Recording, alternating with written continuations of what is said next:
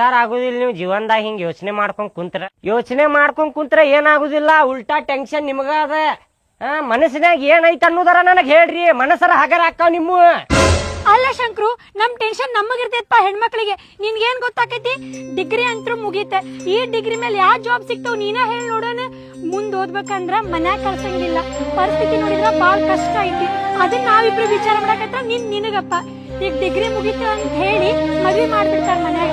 ಮದ್ವಿ ಮಾಡಿದ್ಮೇಲೆ ಅದ ಕೆಲ್ಸ, ಬಟ್ಟಿ ಒಗೆಯೋದ, ಮನ್ಯಾಗ ನೋಡ್ಕೊಳೋದು ಇದ ಆಗ್ಬಿಡ್ತೈತಿ. ನಮ್ಗೇನ್ ಜೀವನ ಇಲ್ಲ ಮುಂದ. ಮದುವೆಯಾಗ ಮತ್ 2 ಮಕ್ಳ 3 ಮಕ್ಳ, ಮುಕ್ಳು ತೊಳಿಯ ಹೇಲ್ ಬಳಿಯ, ಇದ ನೋಡ್ಪ ನಮ್ ಪರಿಸ್ಥಿತಿ. ಇಷ್ಟೆಲ್ಲ ಓದಿ ಏನ್ ಉಪಯೋಗ ಹೇಳ ನಾವ? ನಮ್ ಮನ್ಯಾಗಂತೂ ತುದಿಗಾಲ್ದ ನಿಂತಾರ ನಂಗ್ ಮದ್ವಿ ಮಾಡಾಕ.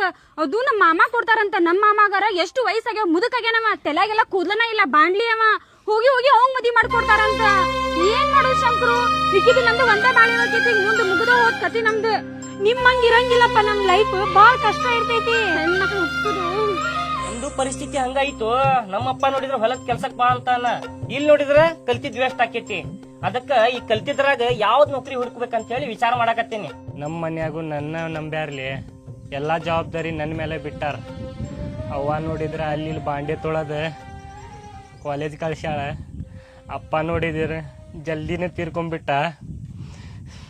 ತಂಗಿದ್ ನೋಡಿದ್ರೆ ಮದುವೆ ಐತಿ. ಏನು ಮಾಡಬೇಕು ಒಂದು ಅರ್ಥ ಆಗತ್ತಿಲ್ಲ.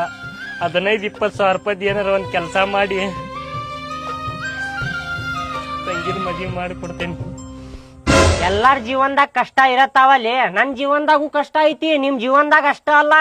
ನಮ್